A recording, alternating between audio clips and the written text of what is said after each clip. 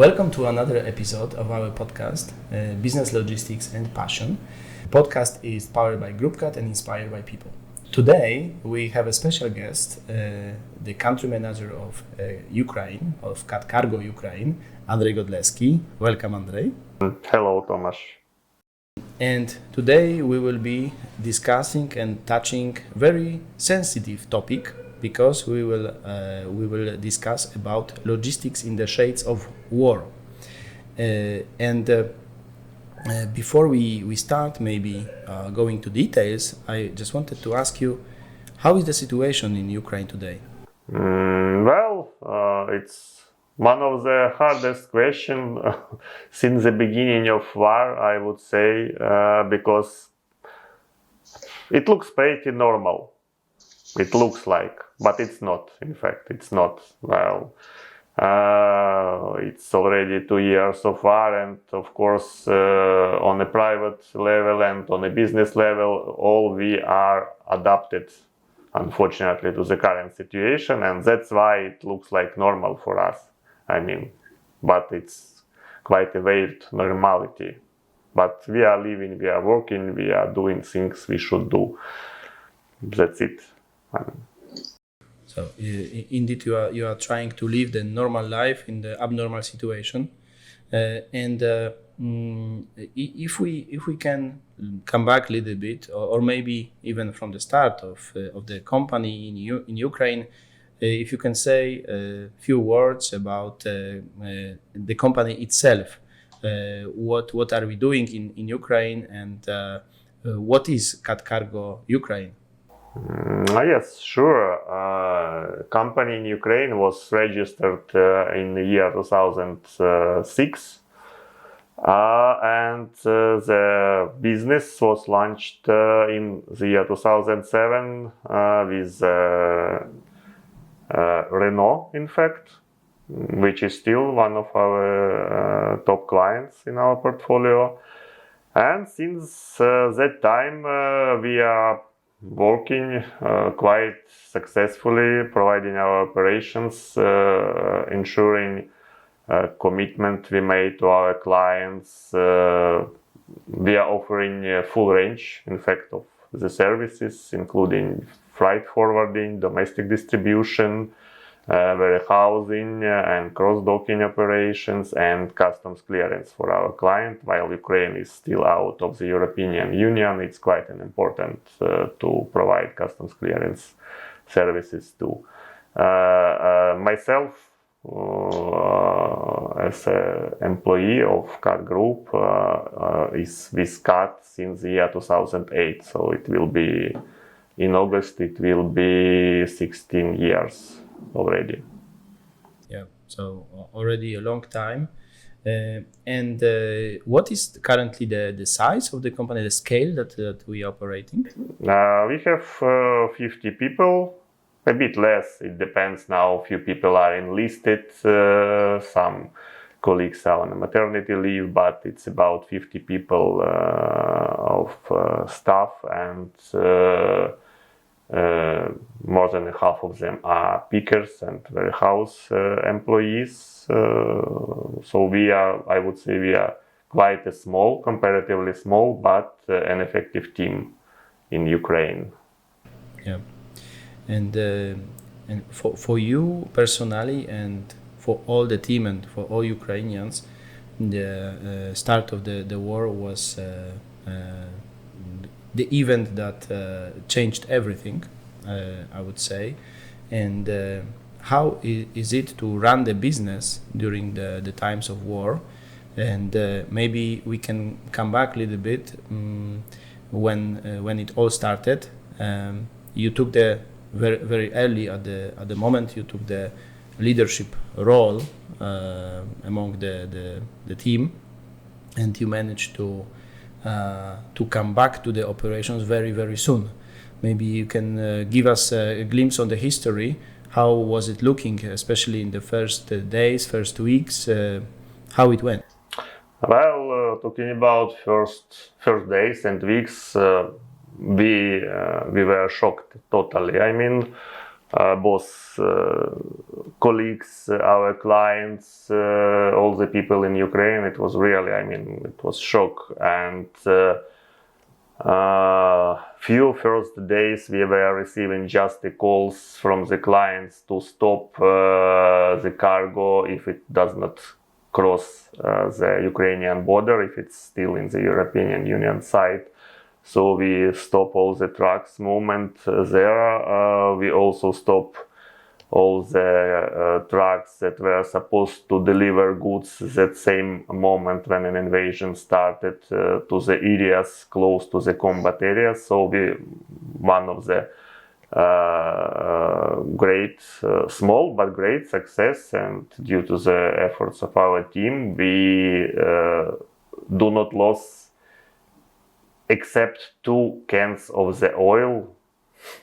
We do not lose any package of our client during this first, till now, but the hardest period was the first few weeks when even few trucks were left in the zone under Russian occupation.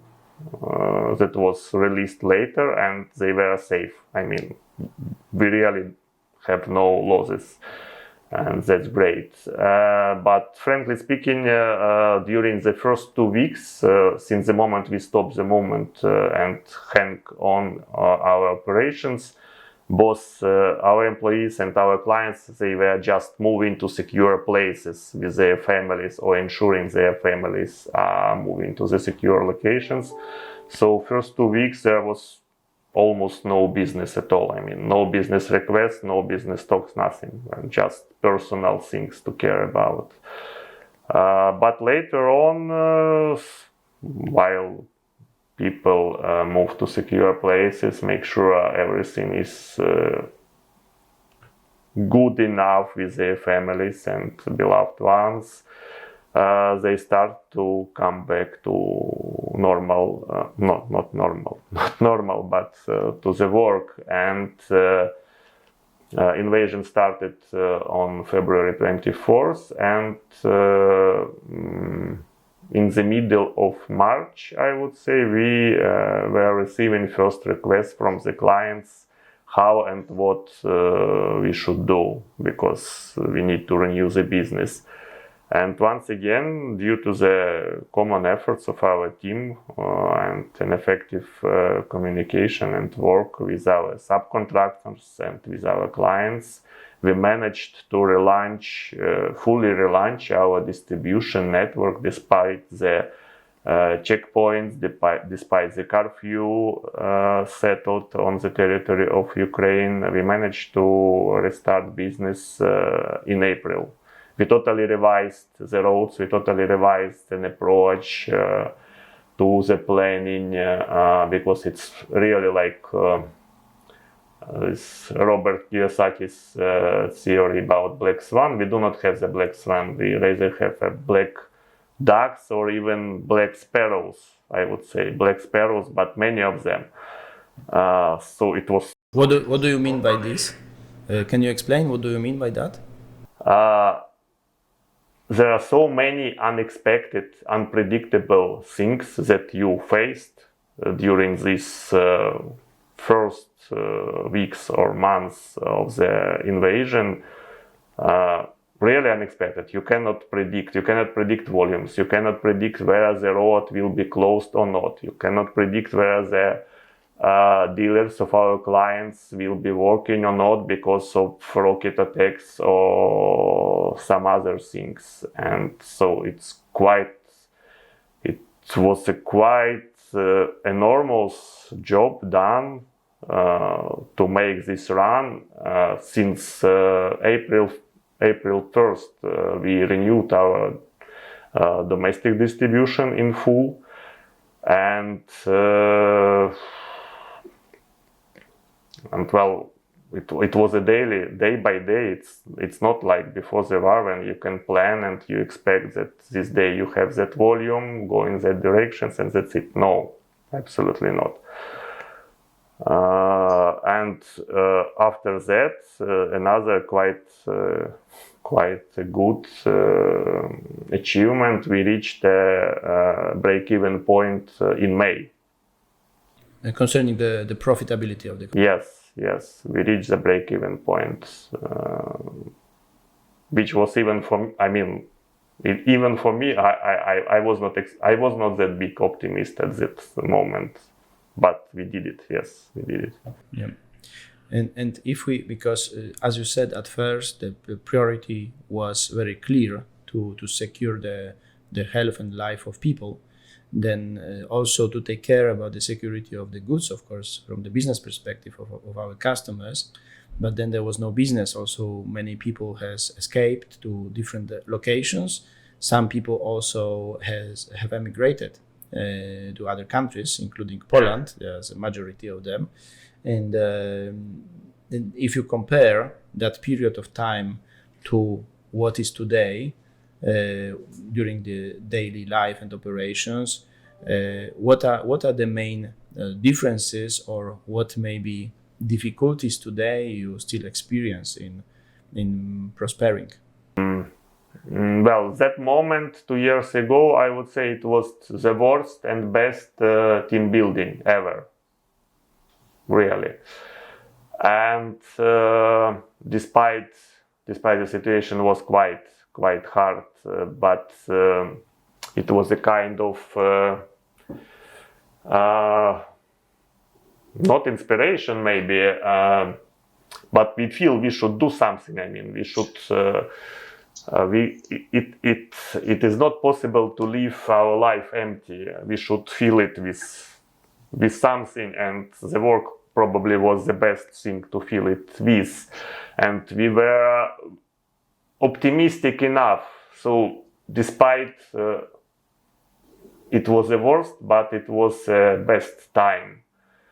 Because the next year 2023, was the hardest from many perspectives, because we were quite optimistic about the end of war, and it did not happen, and it affected, of course, on a psychological level. On a business level, it was quite stable, I would say. Last year and this year till the moment, it's quite stable, but the hardest point is psychological view. So it was easier the first year. From many perspectives, it was hardest, but easier to organize yourself, easier to negotiate with the clients, because everyone. It was not the time that we get used to it, and when you get used to something, especially when you get used to some bad things, it's really not good from a personal perspective, not good from the business perspective too. So comparing these two periods, I would say that we are now much more secure financially and from business perspective, but from personal perspective, it's not that good as it was. It was never good, but it's hard enough. Yes. So you are saying about this mental challenge. Yes, mental challenges. Yes. For the future, and for today, and then for the future. And I just wanted a little bit to come back to explain and understand, because you as a team, you have recommitted fully at the start of the war that yes, you want to fight for your life and for the business in between. And also the Group CAT decided to stay in Ukraine and continue business to give a full trust and also recommitment from the corporate perspective, if I can say so. But then still many people are asking me, how do you do it? Because the air alarms are very often, the bombs are coming. Yes, there is some restricted territory that you cannot deliver. Then some companies have left the territory of Ukraine, and on the top of that, especially in winter times, there are or there were shortages in supply of energy, so it was cold, etc. Many people in the shelters. How to do it? How to do it? How the logistic setup is working, even in such difficult times. Well, it's really hard. A challenging task to explain. Really, you should be inside of this. I do not have an explanation. I mean, yes, we just were adapt. We had no choice. I mean, Tomasz, it's a situation when you have choice, you can avoid some things that you do not like, that are not pleasant, that are not comfortable. But in our case, we just had no choice. We either are working and doing what we promised to our clients to secure their business, to secure our business, and hence securing our families, our private finances, of course, because we all need money to live, to spend for children, for beloved ones. So we are all the time. It's 2 years of adaptation when it was a shortage of really quite a hard period, winter between the year 2022 and 2023. We had a shortage of power supply for long periods of time, but once again we adapted. If we were sitting in the office, it was like 13 degrees, but we are sitting and working in a warm wear. Pickers at warehouse have warm wear also. We purchased, and with the help of CAT Polska office, in particular, several power generators to supply an electricity to our warehouse to ensure the non-interruption. We really had quite a few days that we were not dispatching goods, even under such a situation. We set up alternative power supply, as I mentioned. We set up alternative lights. We got laptops for all the team, thanks to the group. We got power banks, powerful enough to supply these laptops with the power. So we were charging, when we were at the office, we were charging our power supplies and laptops at office. When at home, and there is power supply available, we were charging this at home and working from home. It's so many details that are going out of the mind, because the new one came all the time. I see. And how about the people? At the first periods, many employees, there was an exodus of Ukrainian people to external countries. And how is now? There are still some employees that didn't come back from abroad, and maybe you can say, Yes. yeah, go on. Yes, Go on. yes. Yes, many of our employees left Ukraine in the beginning of the year 2022, when the invasion started, and they mostly moved to the Poland. And once again, I should say a big thank you for you and for CAT Polish team for all the help that was provided. Really, it's I mean, we will never forget this. And due to the COVID, I would say, due to the COVID, we get used to remote work. So even though people moved abroad and were not in the office, most of the, for a half, some people were not in the office for half of a year. It did not affect the daily operations, because we already have this practice for 2 years. And as of end of year 2022, most of the people came back. Most of our team members came back to Ukraine. Now we have just two people still in Poland.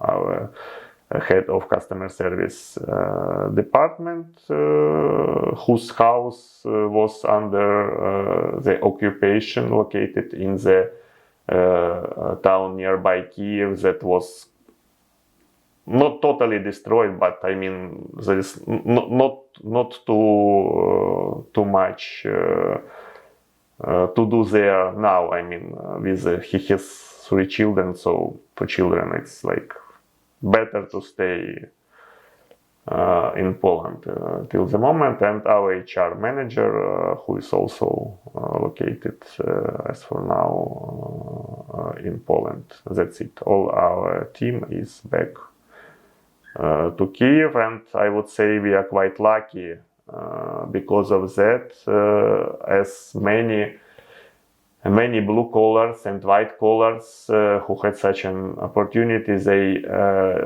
left Ukraine and did not came back. And when you need nowadays to search for an employee on Ukrainian market, you faced a problem. Yeah.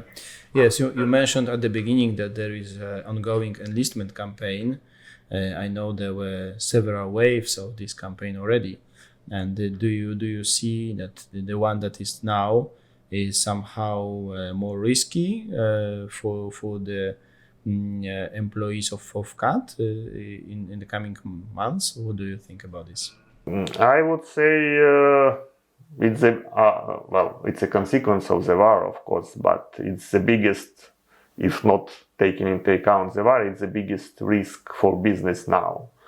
Not the war itself, I mean, but an enlistment campaign because yes, Ukrainian army has lack of people, and the government is trying to put more pressure to get people enlisted. And while significant, on the one hand, we are quite a small team. I mean, so if you take 1 or 2 people from the team, we can face really big issues. Even considering that we would be able to find a substitution, but we would not be able. So I consider it's the big danger, and we as a CAT, but we as a business in Ukraine are all the time looking and negotiating with the government to somehow settle more transparent and clear and objective procedure of enlistment, so that it will not break the business, will not break the economy at the end. But yes, it's quite a high risk, unfortunately, and we cannot avoid it. Yes, I have to say it, something that I'm repeating very often, but I really strongly personally admire what you are doing, guys, and how strong mentally you need to be to work in such a environment, and this is surely not possible to understand being somewhere else. I had the chance to be quite close, so maybe for me it's somehow easier to translate from your perspective to the audience that can be sitting in other countries too. However, this is a totally extraordinary job, so I stay admired, I think, till the end of my life for your attitude. But then just coming back more to the business, and if I'm a customer and I want to deliver a parcel or whatever, want to send something to Ukraine, and I will ask CAT to do it, how it will be organized, and what is the supply chain structure that is operating in this moment? When receiving a new request from existing client, for existing clients, of course, we have a customer service department who is taking full care of any requests regarding business related topics, and remaining quite a flexible company, because I would say, and I'm proud, that tailor-made solutions is one of our, like, how to say, one of our company style. We can adapt and provide what customer really need from us. Talking about business development, despite it's quite a questionable topic nowadays in Ukraine, I mean business development in general, we are still working on using this time for best, and we have a sales team who are normally receiving requests or searching for the clients, and while as I mentioned at the very beginning, in our portfolio we have the full range of services of 3PL operator,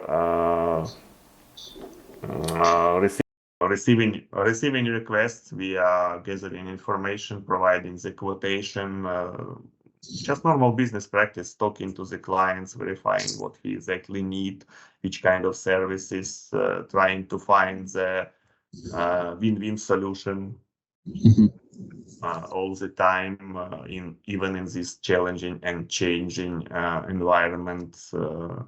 So that's it. I mean, for me, it maybe looks strange, but it's just normal. I mean, we being here are in the same environment, and so we keep the same business practice and the same attitude and the same approach to running business. So then for the transport, the supply chain stays as it was. Then it's yes, we managed to secure our domestic distribution network. We have main compound here, 10 minutes driving from Kiev.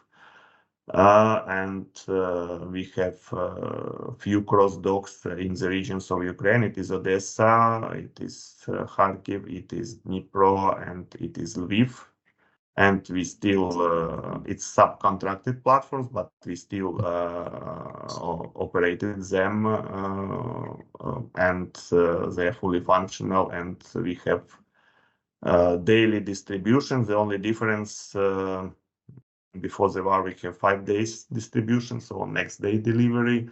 Now, because of the significant volume drops since the beginning of the war, we have, at the moment, we have 4 days delivery.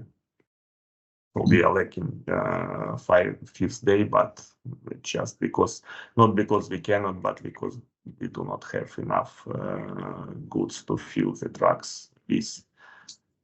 And talking about the freight forwarding services, we have, of course, as all the team players on the market now, we faced any issues with border blockade with the European Union. But once again, we adapted to this situation, and despite the lead time is longer now, but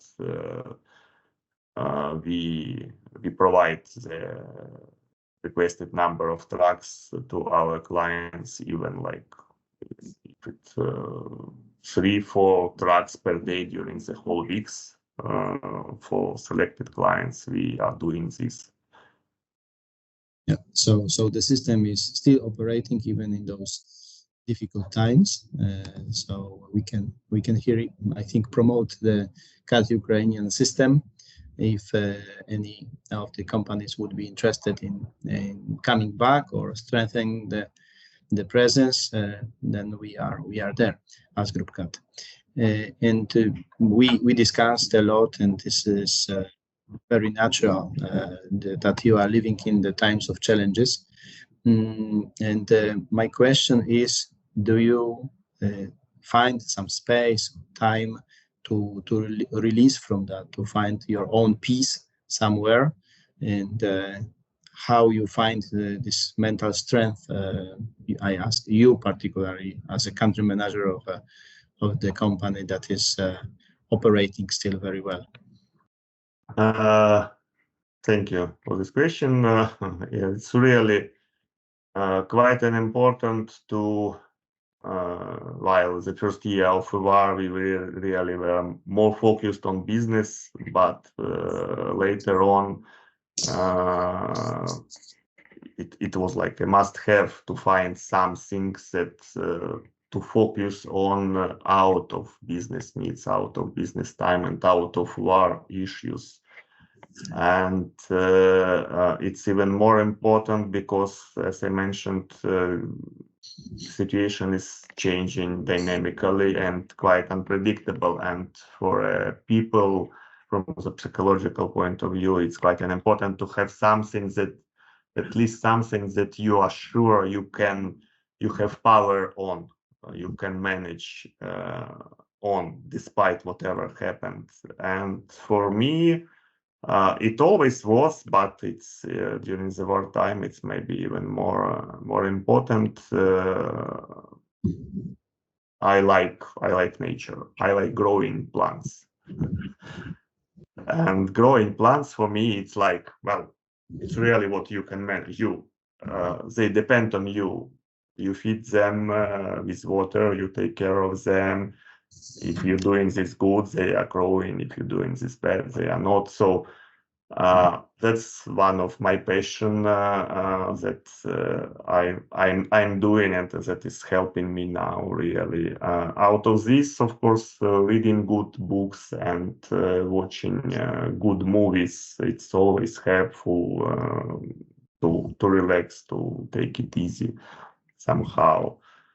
And meeting with the friends, talking to the people, I would say become even more important for me personally during these times. It's strange, a bit strange effect for me because, but well, yeah, it is helping. Yeah, I see, and I understand that you need to find something for yourself, and everyone will have something different, but something that you can have a full control and somehow release yourself in this activity.